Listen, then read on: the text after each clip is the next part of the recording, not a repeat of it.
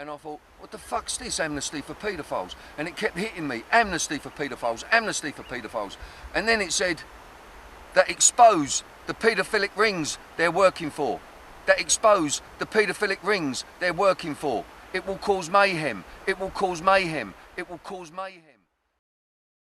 Now, what we're doing today, I want to show you all these different pieces of film that we've been doing over the last 5 years, especially at Pie and Mash Films. And these films are concerning child abuse, institutional, that's what we specialise in, and the erosion of our civil liberties. So you're going to be seeing all different pieces of film footage, and then I will be talking about the situations that arose when we were making these films, and especially where we're going now, and what we're going to do to push it even further. So instead of getting the pawns, we're going to be going for the queens, the knights, and all the other chess pieces that are powerful.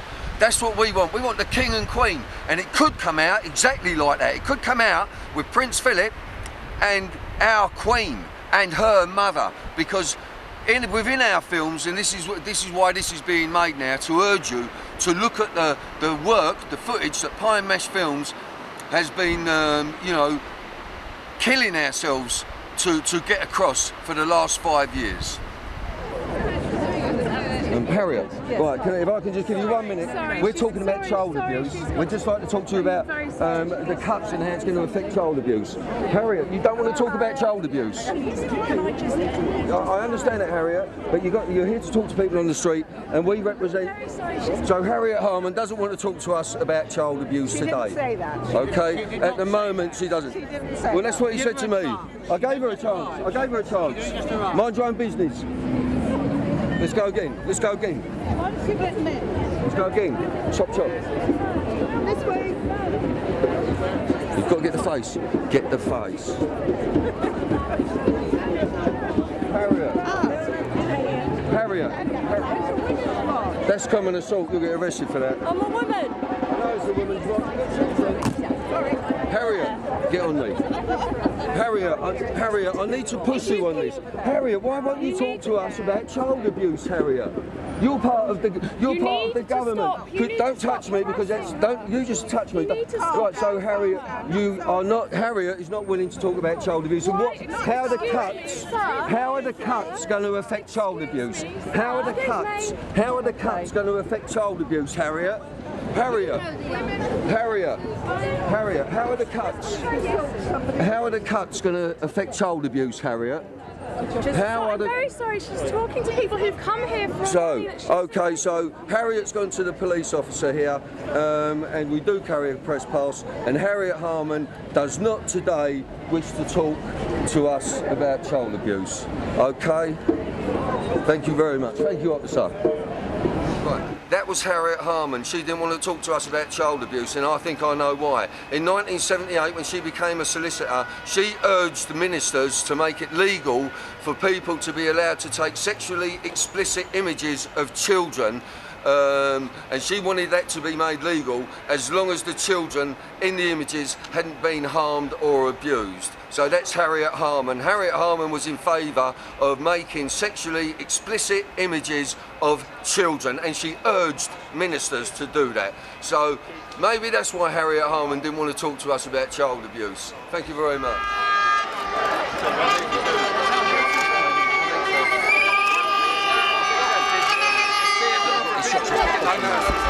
It's Bill Maloney, and I represent a film company called Pie and Mash Films, and we're interested in what the cuts are going to do against child abuse and young offenders institutions. Hey, mate, I think it's very important that we make I'll talk to Ed, not you. You're here to talk to people. I'm just on the BBC. Ed, I represent the lower working classes, and I'd like to know what you're going to do, and what your government... Let that girl alone. I want to know what you're going to do to help child abuse. And you've been talking about this before. What are you going to do about child abuse in our young offenders institutes? Bill, yeah, so you don't want to talk about it. Well, talk to me about it. Let go. Let go. What are you going to do about institutional child abuse operating in this country? What are you going to do about institutional paedophile rings that are operating in this country now. What are you going to do about institutional paedophile rings that are operating in this country now? Now! So here we are. I just tried to get an interview with Ed Balls, he wasn't having it, but Dave Prentice, who's head of Unison, he's going to talk to us, so you're not fighting with us, Dave. Now, I work for a film company called Parliamentary Films, and we're interested in institutional child abuse and what the cuts are doing. We've got young offenders in our institutions that are being unlawfully restrained, and the kids are then going to kill themselves. We've got 3 children dying in care every single week in this country, Dave. Are you a dad? Yeah. Well, you understand, Dave. What are we going to do? Because we're saying it's not all about the money, as in the song, you know? It's not about the money. How do you feel about that? You saw Ed Balls wouldn't talk to me, Dave. Yeah, it's okay. We're really concerned about children's homes closing. We're really concerned about the care of vulnerable people in our society, and what is happening will lead to more child abuse. I've got no doubt whatsoever, because we will not have the resources in order to look after children. We know that centres which are responsible for people who may be in crisis, maybe even be suicidal, those centres are closing. And all of this is happening because of the failure of the banks and big business in our society. So Dave, if I could just reiterate on that, you think that more children are going to be abused because of the cuts in care? We believe that people need care, and the people who do that care are carers, public service workers, and we are fighting to maintain their jobs.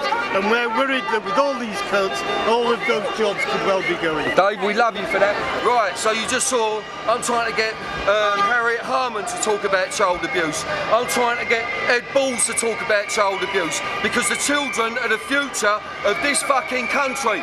And he doesn't want to talk about it, and she doesn't want to talk about it. Why? Why don't they want to talk about child abuse? Because that's where the cuts are affecting child abuse.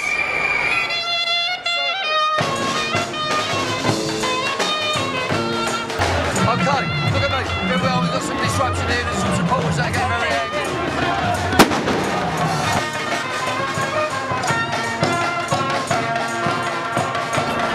Here we go. Watch out. Alright, watch out. Be careful, mind your camera, protect your camera. Santander, he's down on me. Well, so we're still in Oxford Street, and they hit Santander as well. So they're hitting the bankers because the bankers are hitting us. £7.5 billion worth of bonuses these people are getting. They're giving nothing to the kids. We've got 1 million children unemployed in this country, while the banks are reaping the benefits of the poor. Now, as far as Harriet Harman's concerned, you know, Harriet Harman, when she was a barrister, she was trying to get paedophilia, especially like so incest, would not be illegal, and children who had you could download or have pornographic images of children as long as the child wasn't being stressed or duressed. Bullshit, bullshit, bullshit, bullshit. And Ed Balls, you saw Ed drop his balls there, you know. Oh, good question, good point, good point, good question, good point. Ed Balls couldn't answer the question. None of these people would answer the question. Now they've all got to be taken to book. Now we have to start interrogating these people, not asking them to help us. The police should be interrogating these people, all of them. And I do believe that there was at one point, out of 600 members of Parliament we've got in this country, 100 of those was on the sex offenders registers for children or whatever. The Royals are involved. Everyone is involved. Paedophilia is like cancer. It's not prejudiced. I asked you the same question, Kate. As a member of Parliament, what are you going to do about paedophile rings that are institutional paedophile rings that are operating in this country now? You haven't answered me, so I shout. You asked me again. What are you going to do about institutional paedophile rings that are operating in this country now, Kate? Well, the first thing I will do is, because you have raised this with me now, I will put down a question, which you will see in Parliament probably next week, or certainly when the House comes back, a written question asking the Minister on information as to what the information is, what knowledge do they have, what research is going into So you're going to ask that question for us? Yeah, I'll put that down. That's great. I'll put that down in writing, and you will get back some kind of waffle, which you then can look at and say, well, hang on, that's not answering the question. Why don't you ask them? And then we'll go and shout again. As far as that clip with Kate Hoey is concerned, you know, I will put it to Parliament. I will write the question. They will come back to you with blah, blah, blah, and then I say, and we will have to shout again. That's what Kate Hoey, that was her advice. They're going to come back with blah, blah, blah. So, Kate, you know what's going on. You know who were suspected of being paedophiles. You know a lot, Kate, and I suggest you come along. Oh, and by the way, when Kate was a little bit younger, she used to work in a sex shop. That's another little bit of information for you.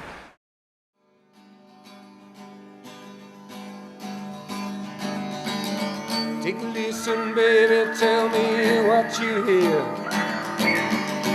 You hear a lot of people saying something, but you don't know where they've been, and it ain't worth asking. Only know, baby, you're too young, too young, too young. Too young to sing the blues, too young. You're too young, too young, too young to sing the blues. I'm not a social worker, I am a documentary filmmaker, I am a tough fucker. All my family was brought up in care, I was brought up in care, and I'm out to get yous. If you're abusing kids wherever you are, that's my aim in life. I'm coming to get you. So you look under the bed at night and you'll see Bill Maloney if you're a fucking nonce. And that'll do me, Lou. Take a listen, baby, tell me what you hear. You hear a lot of people saying something, but you don't know where they've been, and it ain't worth asking. Only know, baby, And this might be a documentary from anywhere from fucking, I don't know, wow, whatever. But I want this to be heard. Too young, too young, too young, too young to sing the blues. And I'm not here to satisfy egos, I'm here to stop children being abused now. Well, why should I justify what happened to me in them places? Why should I? Why should I? They're supposed to be looking after me, man. Fucking up. Fucking me. You don't know where they've been, and it ain't worth asking. Only know, baby, you're too young, too young, too young. They are protected by the establishment, you know. You can't keep bashing our kids like this, we're not going to allow it anymore. Not going to allow it anymore.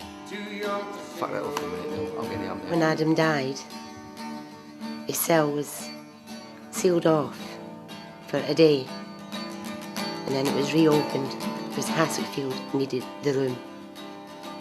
They didn't let the police continue with the forensics. It was reopened. They told them no more. And that is on my life up. Do you believe that your son killed himself? No.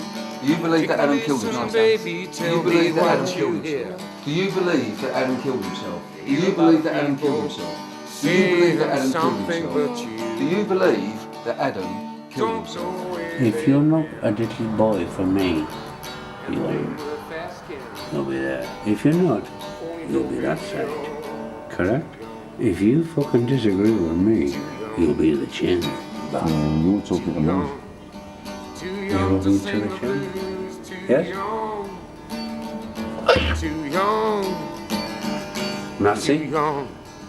too young to sing the The old one. From £178,000 to £200,000 to keep a child in a secure training unit or in a local health authority secure unit. So these kids have become big profit.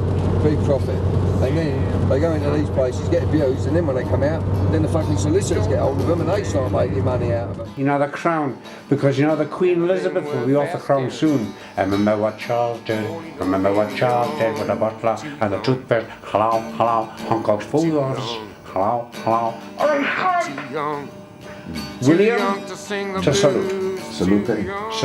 When we leave here, you're on your own. You still do it. You're on your own when we leave here. Yeah. That's what fucking does me. Yeah.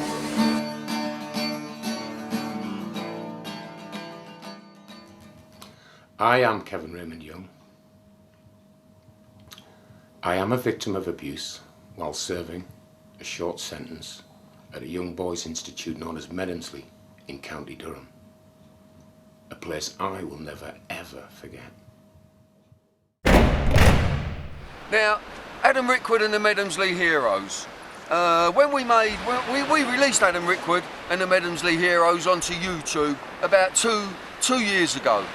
After releasing it, a coroner phoned me up and I started having a few rows with him over a couple of weeks.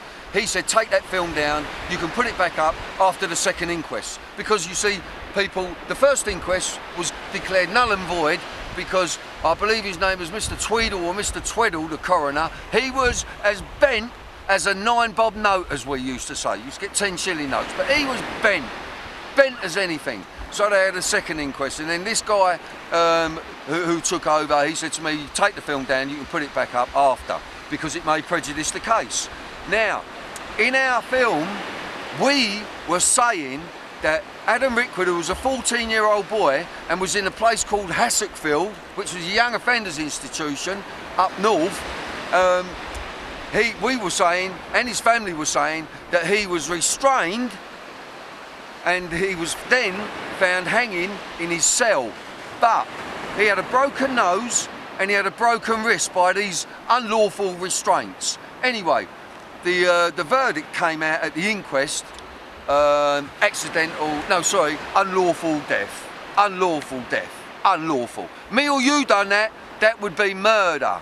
So he said, once it was over, we can release the film. So we released the film. So what we said, and we insinuated that this kid was killed and then hung to hide the crime. Why did the coroner say, yeah, you can release it afterwards with that in it? All his decision was unlawful death. So the coroner was more or less saying we were right. Adam Rickwood was killed by guards, and an interesting thing on that story, one of the most interesting things, out of 40 cameras in that young offenders institution, 40, there was only one not working that night of that assault on Adam Rickwood, the night of his killing, of his murder, and it was that one camera that was supposed to be filming what happened to Adam Rickwood. Surprise, surprise. Cover up, cover up, cover up. The story of Adam Rickwood. I urge you all to go onto YouTube and just put in Adam Rickwood and the Medomsley Heroes and watch this film, because I call them the Medomsley Heroes. I mean, Richard Hall is has been destroyed, and he is a broken man. And when he hasn't got money to self-medicate with alcohol, cannabis, and whatever else he can get hold of to numb him, he spends his time in bed. So he touches my heart, and he's like a brother to me. As a lot of victims that I deal with become just like brothers and sisters, and some of them say it's good to have a brother like you, Bill, because you're so outrageously forward-thinking, forward-speaking, and courageous. Well, it's not got very much to do with all that, actually. It's because I have been driven fucking mad by my own abuse, my family's alienation. You know, I sent to Lambeth Council for my papers while I was in their care, and I believe I was in their care, all my family, for about 6 or 7 years. They sent me 4 pages. So it was 4 pages of A4, but on each page there was only sort of 8 lines. And then Lambeth Council, and You know, 4 pages for maybe 6 to 8 years of my family's life. That's what. So anyway, I would like to pay tribute to Richard Hall, and I'll do a little impersonation of him if I can. Hello, hello, Hong Kong Police Office. Hello, hello, hello. Love you, Rich. And let me emphasize again, whatever else, we have a dead child or dead children in that cellar. Now, we don't know yet how they got there, we don't know how they died, but we do know that within that cellar there is at least 1 dead child and maybe more. And anybody that wants to denigrate that or to try and minimize that, then I would ask them to look at themselves. It may turn out in the end that the death happened elsewhere. It may turn out that it happened a long, long time ago. Let's hope that is indeed the case. But at this moment in time, we cannot say that, and until we do our inquiries, we can't rule it out. And as I say, I would ask everybody again who are having an attack at our victims, an attack at the credibility of this inquiry, to remember the work that our staff are doing in there, what they're finding, the evidence that they're finding, and to have the welfare of the victims at the forefront of their minds.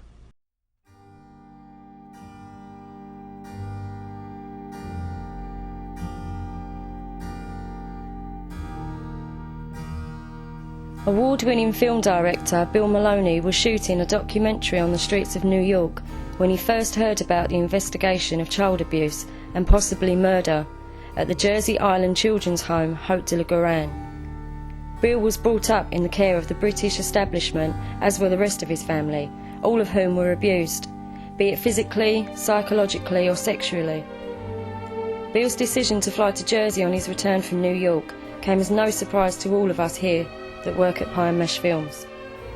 In this documentary, he tries to condense a bigger picture into the smaller frame that is often shown to the public. Or as Bill puts it, sometimes simple things can expose everything. I'm wishing myself luck, I'm wishing Lily luck, I'm wishing Darren luck, and I'm wishing Pine Mesh Films luck in our quest to fully expose this horrific story. We're just a mile from Haute de la Garenne. You got it, Lil? You zoomed in on it? Yep. Now look at that strange face on that kid. And that kid is now, they've turned it round so it's holding its prick. This is a mile from Haute de la Garenne. Let's get right on his face. Oh. Now I'm a friend of Jesus Christ.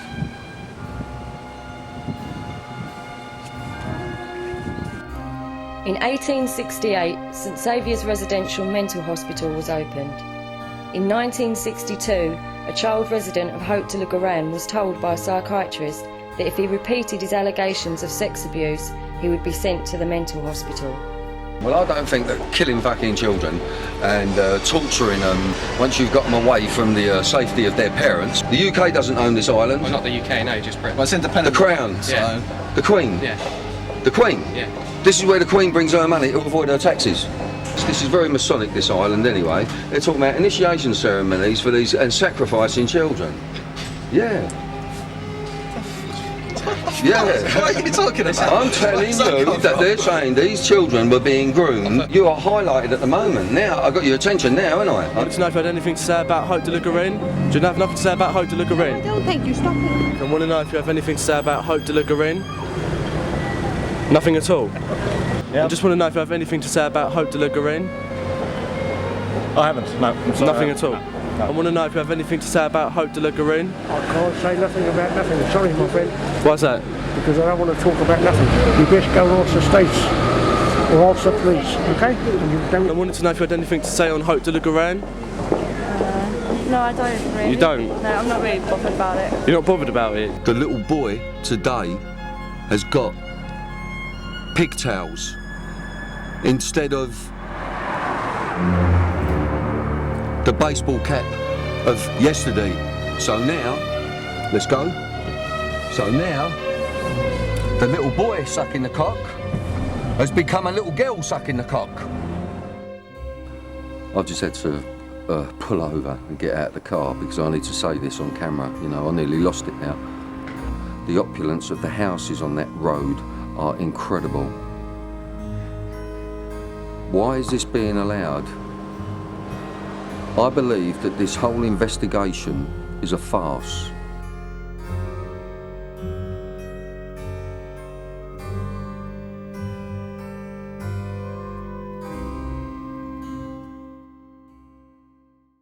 as far as the Jimmy Savile case is concerned, we put it into the arena that Jimmy Savile was a necrophiliac.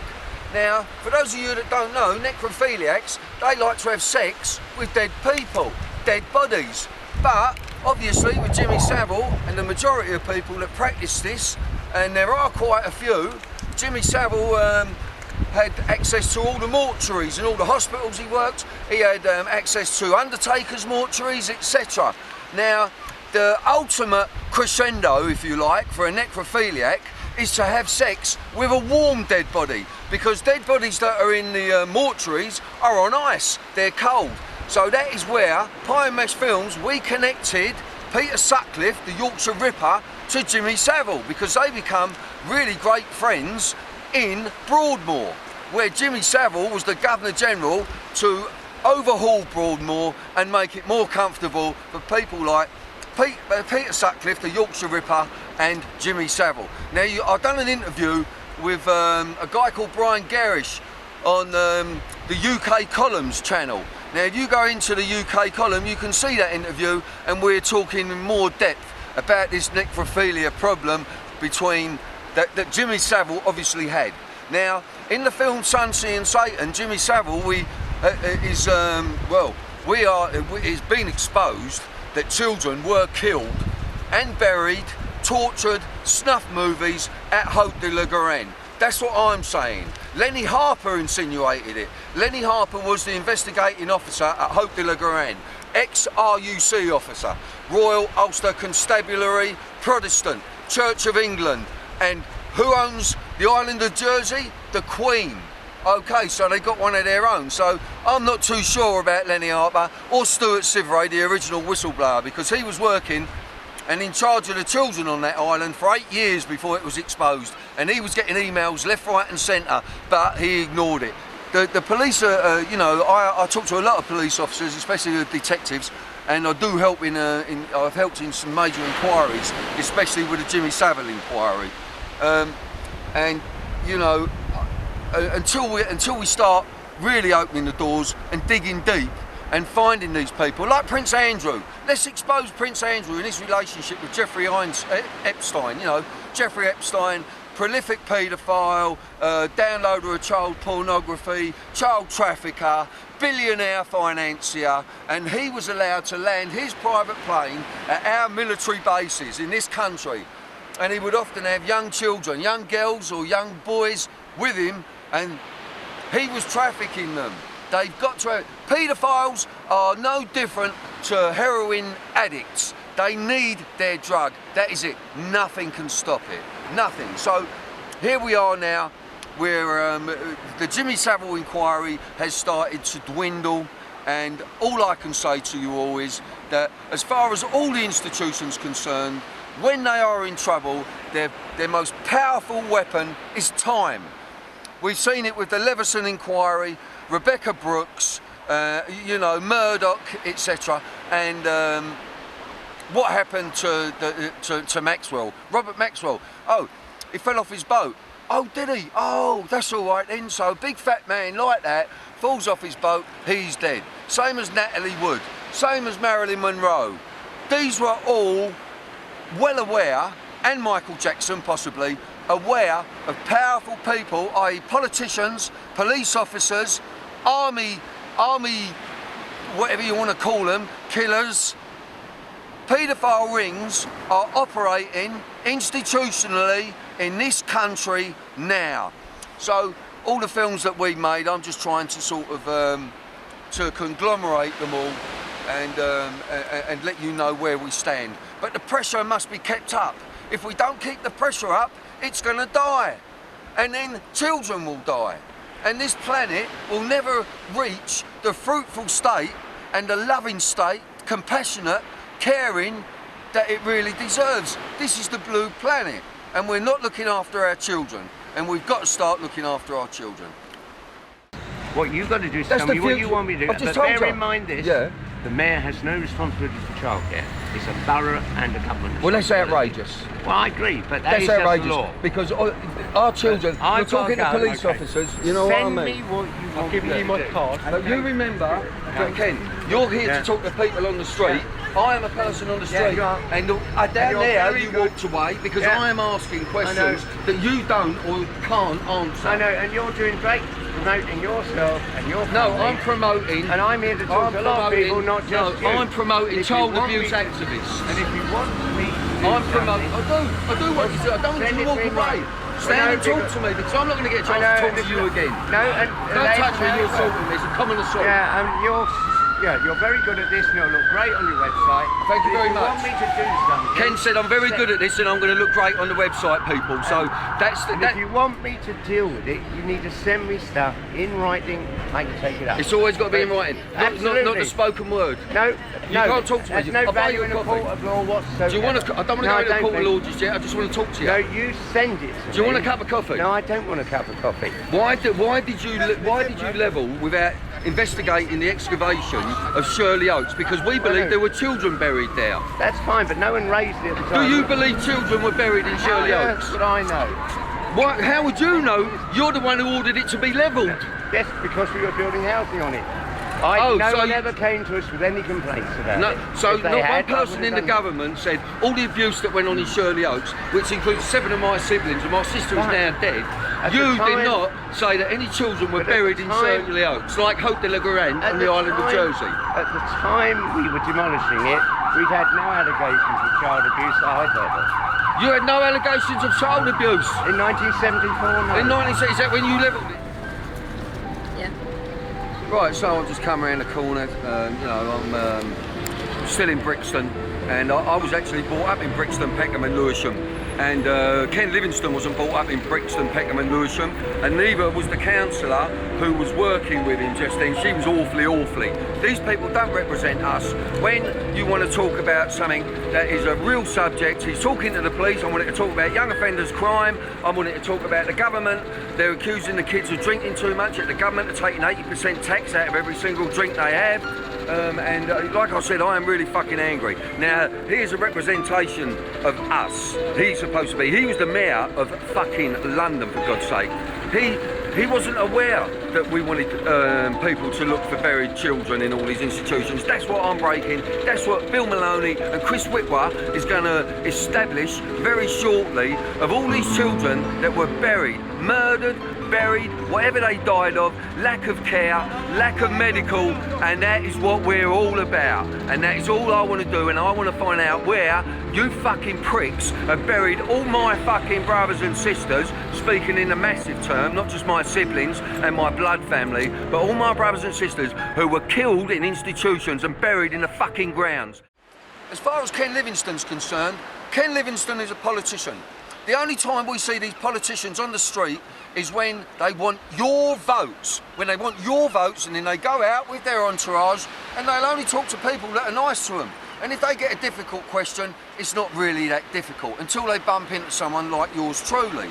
Now, Ken Livingstone got very angry with me, and it was, even though I came forward, I was a survivor, my siblings, I even asked him if he wanted a cup of coffee. He didn't want a cup of coffee. Email me, he said, email me. What's wrong with the spoken word? Freedom of speech. Now, Nick Clegg, I was in bed one Sunday morning, and I was watching the news, and I saw Nick Clegg on Blackheath in South East London, so I thought, right, he'll do me. So I went up to, I was on my own though, I didn't have a camera, and I was under duress, but it was in the paper, it was in the national papers, and I asked him the same question: what are you going to do about institutional paedophile rings that are operating in this country? And the crowd was saying, answer the question, Nick, answer the question, Nick, but you couldn't, or you wouldn't, and you didn't. Right, so Jack Straw, when he was Home Secretary, Jack Straw was given the job of overhauling the sex offenders register. Now, while he was given that job to overhaul that sex offenders register, his own brother William was on it for 2 counts, and one of those counts involved violence. Now, his brother William was let off in court with a £250 fine and £750 court costs. So there's one Jack for you, Jack Straw. Now, this is one that really hurt me, because as a filmmaker, and you know, a trainer of actors and an actor myself, this name just really fucked me. That's the first expletive, I'm sorry, but when Roman Polanski raped a 13-year-old girl in a house in America, Roman Polanski, the film director, who's now hiding in Switzerland, the house that he raped that young 13-year-old in belonged to Jack Nicholson. So we got Jack Straw and we got Jack Nicholson. You know, it's like an arrow to the chest, that was. And this, say hello. This is Jack Maloney. You've got a terrible name. He's got a terrible name, Jack. We'll have to change your name. What would you like to say, Melanie? I'm heartily sick of hearing about sentences that are derisory. My stepfather was sentenced to less than 2 years for making my life hell for the best part of 12 years. Systematic abuse. He got less than 2 years. He's back out. As far as I know, he's not on a register because he was convicted in '95. He's free to do that again to another family, which he probably will, because the investigators officers actually said that he was a predatory paedophile who would do that again if he got the chance. Furthermore, I take issue with our corrupt politicians worldwide, irrespective of what party they're supposed to belong to, and yeah, I can't say anymore. Right, Melanie, don't get too angry. So, you're still suffering for what he done to you? Yeah. And so am I. What happened to me, because I'm a survivor myself, Melanie, you've got a little hop for love him. And we're going to get you. We've got to stop this. We've got to stop it. I agree with you 100%. Look at Melanie. How old are you now, darling? 44. She's 44 now, and look what you're doing to her. Look what you're doing to her still, 44. And do you know what hurts most? Every time I hear another sentence like that. That's what hurts most, when I hear another sentence like that, or even worse. Yeah. That's what hurts most. Right, and in fact, I did see someone at the NHS recently, and I've turned my back on them because I don't trust them, because the 3 hours I spent with her, everything came back to, why aren't these people being punished properly? Why aren't they being punished? That's what I want to know. Darren is an organiser and a very strong supporter of us. How do you think it went today, Darren? Well, I'd just like to say thank you very much for having me here today, and that I can be part of the support, and you know, anything that I can do to help. And it's imperative. I think that people need to be sort of re-educated.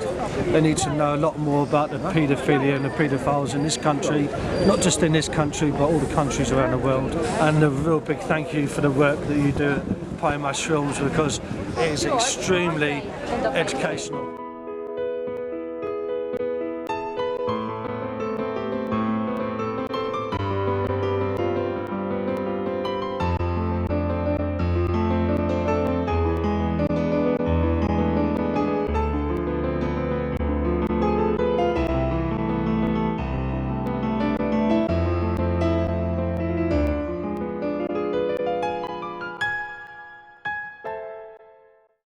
Right, so Jack's being a naughty boy because he keeps eating the shells, the mussel shells. There's no mussels in them, but he keeps eating them, and I'm being a naughty boy because I'm having a cigarette. That's because I'm just getting over my breakdown. But, you know, in all seriousness, I came away because I've been in like pretty serious trouble for a year. And I came away, I went into detox. That was a fucking nightmare, as those of you that are, you know, of this similar sort of persuasion know. You know, your first couple of weeks you're sweating like a pig in bed. You wake up, you're drenched, the sweat smells like piss. You know, the horrors that are going around in your head, the paranoia, who's doing this to me, who's doing that, is someone trying to get me sectioned? If I get sectioned, will I come out? If I get in trouble with the police, will I be murdered in the police cells? And why? Why should I be thinking things like that? The same as I suppose Robert Greene was thinking it, you know? I remember when Robert Greene was with Holly Gregg. You know, he was heavily involved in the Holly Gregg case, and he still is. He's not giving up on it. But I remember when he went into prison for work that he was doing on the Holly Gregg case, he was shouting for disabled children, especially Down syndrome children, who were being raped by members of our institutions up in Scotland, i.e. judges, lawyers, doctors, psychologists, psychiatrists, all having sex or whatever they want to do with Down syndrome and disabled kids, you know. So that's what that is what sends you off your nut, you know. But when he went into prison, he said, if anything happens to me in here, it will not be of my doing. And you know, I've been drunk a few times, drunk and disorderly, and dragged into different police stations, but I had the opposite with me, you know. I'd normally get in there and I'd be a little bit gobby, you know. That's unusual for me, isn't it? And then I'd sort of apologise, and I'd be falling about and coming around, and then a police officer would say, I know this guy, he makes films. And then they'd say, yeah, he's Bill Maloney, PMS Films. And then they'd get on the computers and they'd look at PMS Films, and then next thing I'm getting cups of tea and a bit of cake coming into, and a fag even into the cell, you know. But it's not so light-hearted as that, you know. But as an abuse victim, you know, like I say, most of my abusers were women.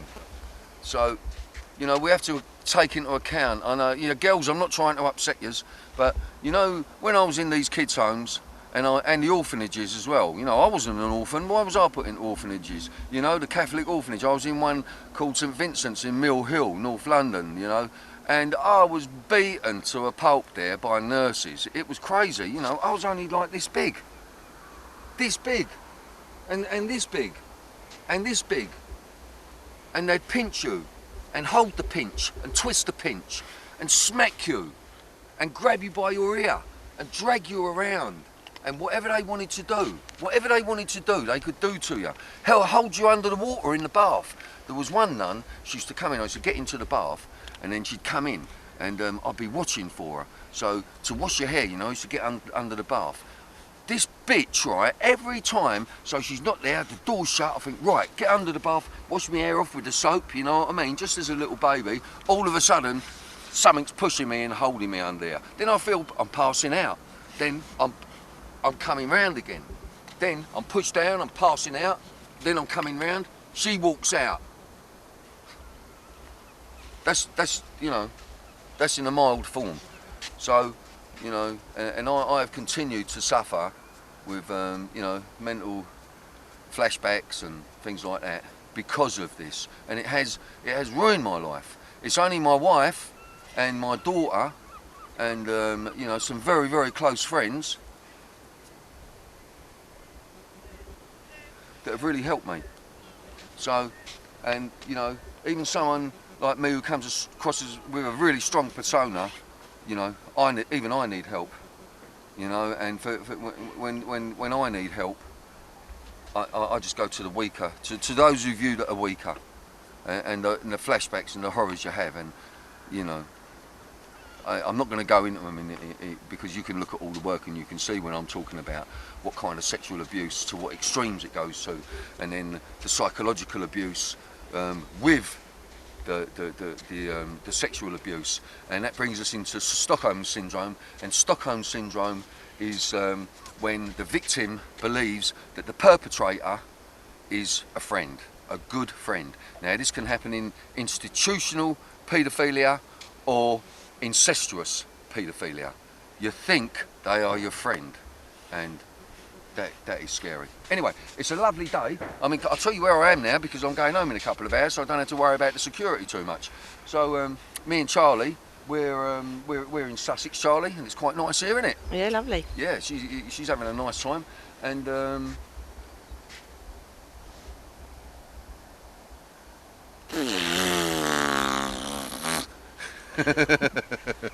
well, okay, don't keep filming. Jack, come on.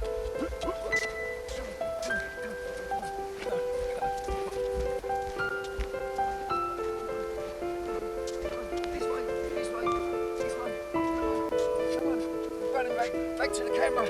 Look. Ah, nice hell. Ah.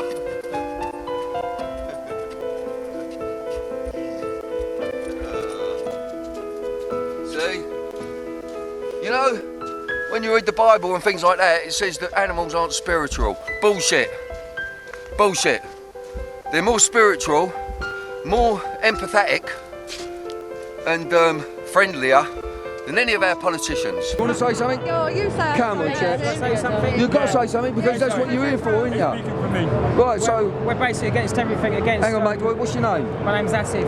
Right, Asif, go on, crack on. Essex, we're basically just cheesed off of jobs, welfare, the state, the economy, war. That's my particular problem. We go to war everywhere, we rob every other country. Why? Why do we do it, Asif? Because we're greedy. Because we're greedy? Because we're greedy. We don't think about other people, we just think about ourselves, and it's all got to stop. There's people starving, man. People live in tents and look at us. It's all got to change, man. The financial problems have all got to stop. These greedy bankers, it's disgraceful. It's obscene, man. Asif, how do you feel about having an unelected Prime Minister in power in this country, which is supposed to be one of the peaks of democracy? How do you feel? All this democracy, like, it's a waste of space. It's a waste of fucking space. They don't go talk about democracy to the Arabs, the Saudi Arabians and the Kuwaitis because they got money. They go to other poor countries and start talking about democracy, kick them out of the Commonwealth, kick them out of this, boot them to the ground and literally kick them in the face. But man with money, that's all right, we'll shake your hand. That's disgraceful. Right. That's disgraceful. So what about us? Because we're all being held captive here at the moment, Asif. Now, what's all that about? I mean, the police are supposed to be for the people, but the police aren't for the people, are they? Because if they were for the people, they wouldn't be holding us prisoners here. So that's why I bet that's got to change. Yeah. How we get to that is, you know, we need to step it up. Right. All these peaceful demonstrations ain't getting us nowhere. What do you think about Barack Obama? Do you think he's going to help the situation, or is he just another part of the establishment? I think he's a part of the establishment, to be perfectly honest with you. Well, that's frightening, isn't it? Because there's so many people that they're pinning their hopes on Barack Obama. There is hope there, but it's down to one man, and one man can sort the world out. I can't see it myself. He's kicking off everybody's bombs. There's suicide bombs going off nowadays. Everywhere you look. Yeah. What man wants to blow themselves up because they're not happy with this establishment, with the world? And children are blowing themselves up as well. You know, I think what a lot of people in this country don't understand is after the Second World War, us and America handed over Palestine as Israel. It wasn't even ours to give away. That's the problem now.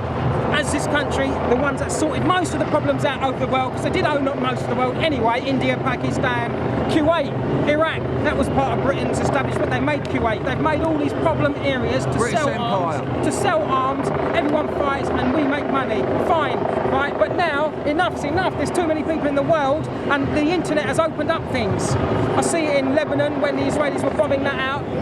Sky and BBC News didn't have what I could see on the internet. Places being blown up. When they had it in Fallujah, when Iraq, the Americans said anything that moves, shoot it. Yeah. Now there were people there. Shoot to kill policy. Shoot to kill policy. There were people there that were just looking after their own homes. Yeah. I would do the same myself. But the policy was shoot on sight anything you see moving. Right, that's disgusting. What do you think about the police presence here, Asif? Well, I'm trying to get out of this area, but obviously it's just not happening. We can't move from here. We're stuck here. No, I want to see some more action. I want to see some more action. There's no point getting whistles out and clapping. I want to see some more. I want to see damage. I'm not happy about this. Right, well, Wesley. You get me? I'm not happy about this. Listen, thank you for your passion. Hey, listen, mate, black and white unite as far as I'm concerned, because I come from Brixton, I come from Lewisham. Yeah, nice one, Asif.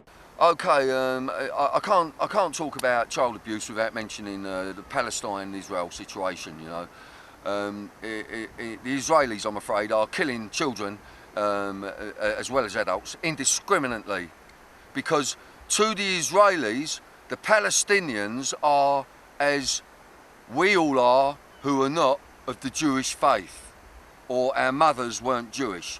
We are called Gentiles. The word Gentile means unclean, ungodly, heathen. Now, when you've got a state, or they want a state, like Israel, and they believe that all the rest of us that are not of their persuasion are Gentiles, what chance have we got? That is what gives them the freedom, that what they read in their Torah or the Bible. They are the chosen ones. They chose themselves, actually. So, you know, you Israelis, you are killing indiscriminately children. That is child abuse. That continues for years and years and years and years. But to the Israelis, they are not killing Palestinian children, they are killing Palestinian freedom fighters of the future. Now, it was us, Russia and America gave over Palestine to the Israelis after the Second World War. Now, instead of the Israelis saying thank you to the Palestinians, let's live together, let us create a wonderful, beautiful state for us all to live in hand. They didn't do that. They didn't do that. What happened was they said, we know this is all, this area, this is your house, but it's ours now. It's ours now. And you lot can have the kitchen or the toilet. That is simple. And I've got to tell this joke, right? It's not a joke really, but well, it is. It depends on how you feel about the situation.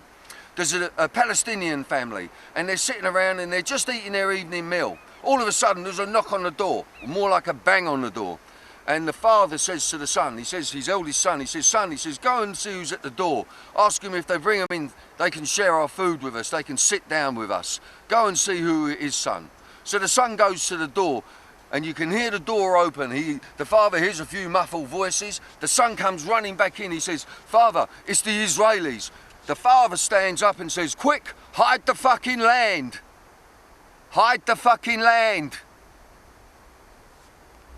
Or they will kill our children and our women indiscriminately. So here we are on the second day of the G20 conference. Today we're at the Excel Centre. And today is more about the war. Yesterday was about the bankers. Today is about the war. Ethiopia, starvation, world poverty. That's what we're here for today. Let's what have you got to say, sir? We are against helping Ethiopia, the criminal. They are making a genocide in Ethiopia, especially in Ogaden. The Ogaden people is going to be eliminated from the surface of the earth due to malicious cruelty. Thank you very much. This man is talking about corruption, poverty and starvation in Ethiopia. Is that right, sir? Absolutely, that's a corruption.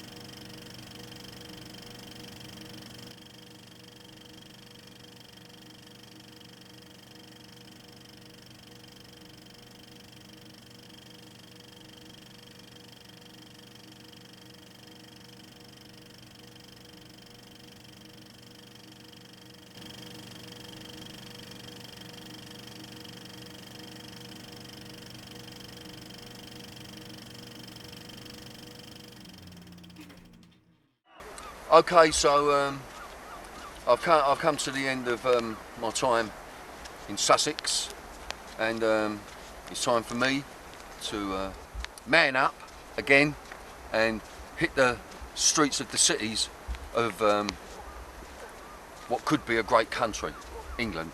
What could be a great country. We, England, are abusing children all over the world. Our soldiers. Let me tell you, chaps, when you join the army, be prepared to take another human life. And whatever shit you're told about these people, we all know, with decent politicians and go-betweens, that we could all live in unison. And even as I come to places like Canberra Sands or wherever I go in this country, on the main coastlines and the opulent areas, you don't see many black faces. You don't see colour on the street. And that's what me want to say to you, brethren. That's what me want to say to you, brethren. Me want to tell you now, you go out and you see how racist your country still is, man. You pick it up, never mind about the nails, never mind about the phone, never mind about the flash car. You black people, you take a hand in this. You start helping the children. You bring your voice out. Out. I was brought up in Brixton, Peckham and Lewisham. You know, I'm not having a go at you, I'm trying to get you up. Because you're sleeping lions, there are many of you. And you should find groups from Brixton, Peckham, Lewisham. And you should go to the opulent areas and see how many black people are on the payroll of anything decent. And this country is killing us all very slowly, spiritually. And whether you believe in God, the angels, the spirit world, or whatever, you know, we've got to do something now. Time is precious. Time is running out. I don't want to leave this planet and on my deathbed, or wherever that may be, whether it's on the street or wherever. Maybe someone's going to get me somewhere. But however I go, my last thought will be for the children. Malnutrition is a very, very painful condition. These children don't just not get fed. We're filling our supermarket trolleys up this Christmas. Children are living on nothing. Children are eating grass. Children are drinking contaminated water. Most of you. One thing is, all the communities at Christmas, we all come together, and most of you don't know what it's about. And let me tell you something about Jesus. Jesus isn't all about that and praying. Jesus was one of the best activists this planet has ever seen. Let's respect him for that. This is about his birth. Jesus spent his time helping the poor, the starving, the weak, the children. And he said, if anyone, he had a child standing next to him in a village one day, and he said, if anyone hurts a child that is a friend of mine, he may as well put a tombstone or a stone of some sort around his neck and throw himself in the sea. Let's do it. Take our politicians to task. You lot, stop lying to us. You are lying to us through your back teeth and time that you use as your weapon in the bloody Sunday inquiry. 30 years it took for that inquiry, and it came out as murder. David Cameron was biting his own heart because he had to apologise to the Irish. And to this day, a Catholic can still not marry into royalty and sit on the throne. Okay, this is a little bit scary, actually, this piece that I'm doing now. I'm in Dean Street in Soho, in the middle of London, which is film world, really. Now, the shot you first saw over my shoulder, that is called the Groucho Club. Now, the Groucho Club is a national and international media club. Now, we have broadcasting journalists in there, i.e. camera, you know, film. We have national journalists from all the national newspapers that go in here. radio presenters, etc. Now, in the Groucho Club, a couple of years ago, on their website, a paedophilic forum was discovered. Now, this information was given to Pie and Mash Films by a guy, and we can't disclose his name, but he was a member at that club. So there was a paedophilic forum working in one of the most powerful media clubs in this country. As victims, how can we trust the national media? The way we put our work out at Pie and Mash Films is powerful, it's comprehensive, and if it's horrific, we talk horrific. The national media do not do that. The national media trawl the alternative media on the internet. They find out what we're talking about, what is important, and then they take it and they sanitise it because they know it is out. Once we put it out, it is out. Then the national media come in like vultures, plagiarise stories and do what they do. How can we trust them? The Groucho Club, paedophilic forum on their website, and it stinks here, and I'm going. One thing that did come out of my recuperation and myself and other people helping to get me well again, and I think I'm nearly there, is I was sitting in an armchair one day, and I must have been sitting in there staring at the floor for 2 or 3 hours. But within that, an idea came to me, a thought came to me, and it was amnesty, amnesty, amnesty for paedophiles, amnesty for paedophiles, amnesty for paedophiles. And I thought, what the fuck's this amnesty for paedophiles? And it kept hitting me, amnesty for paedophiles, amnesty for paedophiles. And then it said that expose the paedophilic rings they're working for, that expose the paedophilic rings they're working for. It will cause mayhem, it will cause mayhem, it will cause mayhem. Then you put it all together. Amnesty for paedophiles that expose the paedophilic rings that they have been working with. It will cause havoc because they will all be saying who's the first one to come out and going to grass us all up so that they can get amnesty. So, amnesty for paedophiles who expose the rings that they're working for. Let's do that.